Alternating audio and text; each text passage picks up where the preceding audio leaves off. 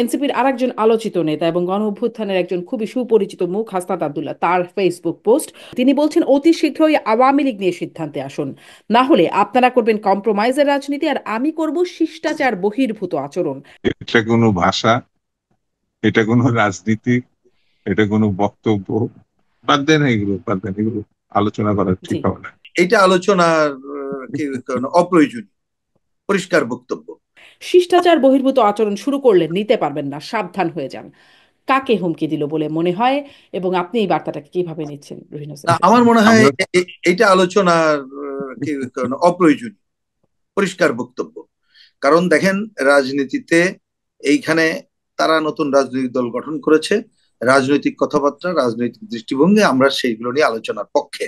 কিন্তু আমাদের মিডিয়াগুলো দেখা যায় যে এই ধরনের কোন কোন ব্যক্তির এ ধরনের অনেকগুলো কথা যেভাবে সামনে আনেন, রাজনৈতিক প্রয়োজনীয় আলোচনাগুলো সামনে আনেন না।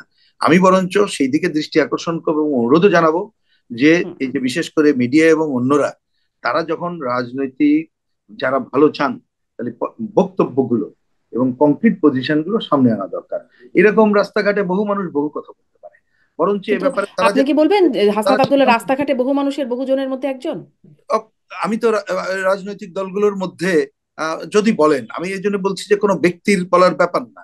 তা যদি বলেন আপনি কি গণ অভ্যুত্থানে কি সে কি একা? এখানে ছাত্র ইউনিয়নের নেতা ছিল না? ছাত্র ইউনিয়নের নেতা যেমন শহীদ হয়েছে, রাজপথেও ছিল। বিএনপির নেতা ছিল না? রাজপথে যেমন শহীদ হয়েছে, সেকেন্ড শহীদের নাম তো চট্টগ্রামে তাদের নাম উচ্চারিত হয়, কিন্তু এইবার নাকি কি একটা শো করলো, সেইখানে তার খবরও নাই। আর আমাদের যে শহীদ রিজভী, তার খবর নাই, সেটা অন্য আলোচনা। তো ওইখানে ছাত্র দলের নেতারা রাজনীতির সামনের ছিল না? তো কই, তো সেই আলোচনাগুলো তো কেন আপনারা সামনে আনেন না? মানে আমার পয়েন্টটা হচ্ছে, আপনার তার যে রাজনৈতিক যে বক্তব্য, প্রয়োজনীয় বক্তব্য, সেইটা আনেন। আমরা সেইটাকে নিয়ে রাজনৈতিক ভাবে কথাবার্তা বলি। আমরাও রাজনৈতিক ভাবে অনেক সময় অনেক কথা বলতে পারি যেটা হয়তো অপ্রয়োজনীয়। আমি বলছি সেই অপ্রয়োজনীয় শব্দটাকে নিয়ে আমি আলোচনা প্রধান হুম। মনে করি মানে না। আমি এইটার একটু ব্যাখ্যা জনাব, তাহলে আপনার যেহেতু এটা অপ্রয়োজনীয় মনে হচ্ছে, আমি প্রয়োজন জনাব হয়। শামসুজ্জামান দুদুর কাছ থেকে শুনতে চাই অপ্রয়োজনীয় যদি আপনিও মনে করেন কেন, সেটা একটু জানবো।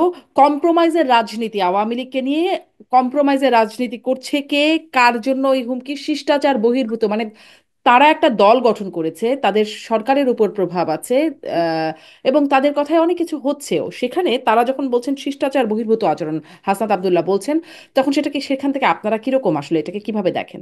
আমরা ছাত্র রাজনীতি করছি, আমরা হয়তো এখন একটা পরিণত বয়সে পৌঁছেছি। এখন রাজনৈতিক শূন্যতা যে কত তীব্র, মানে লেখাপড়ার একেবারে বাইরে চলে যাওয়া, শিষ্টাচার বহির্ভূত, নৈতিকতা বহির্ভূত।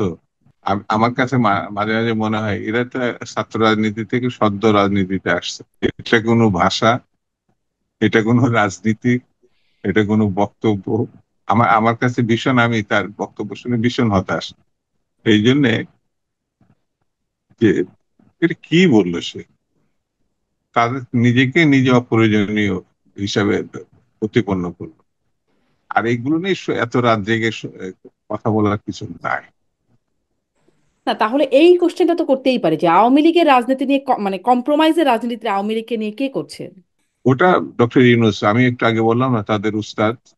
কারণ সেই উস্তাদই বলেছে ছাত্ররা তাকে, আর এই ছাত্র আছে এরা তাকে বসাইছে। উস্তাদের কাছে আগে গিয়ে জিজ্ঞাসা করুক কম্প্রোমাইজ উস্তাদ করছে কেন, যে এখন আর এটা নিষিদ্ধ করার কোনো সুযোগ নাই। আর উস্তাদের কাছে গিয়ে জিজ্ঞাসা করুক, তারপরে অন্যদের কাছে কথা বলাটা ভালো হবে। জি। মানে কয়েকটা জায়গায় আপনারা বলছেন নির্বাচন দিতে বাধ্য করবেন, না হলে মানে খেলার কথা বলছেন যে বিএনপির খেলা এখনো দেখে নাই, এদিকে হাসনাত আব্দুল্লাহ দূর, বলছেন শিষ্টাচার একেবারে বহির্ভূত। এইসব আজে বাজে কথাবার্তা, এইসব গুন্ডামি ফান্ডামি, এইগুলো সান্ডামি, এগুলো আমরা অনেক আগে পার করে আসছি। পুরো আলোচনার বিষয়। আমরা হুম। এরশাদের মতো সামরিক স্বৈরাচারকে বিদায় করে আসছি, কিন্তু এইসব বাদ দেন, এগুলো বাদ দেন, এগুলো আলোচনা করা জি। ঠিক হবে না, জি, সময় বাদ নষ্ট দিলাম, করবে। সামনে আসলে এর কোনো প্রভাব শিষ্টাচার বহির্ভূত আচরণ করলে নিতে পারবেন না, সাবধান হয়ে যান। আপনাদেরকে সাবধান বা কাকে সাবধান করলেন সেই প্রসঙ্গটা আমি জানতে চাইছিলাম। যাই হোক, এগুলো আপনি বলছেন আজে বাজে কথা, এগুলো বাদ দেন। হাসনাত আব্দুল্লাহর বক্তব্যটিকে আজে বাজে বা অপ্রয়োজনীয় হিসেবেই আপনারা নিচ্ছেন।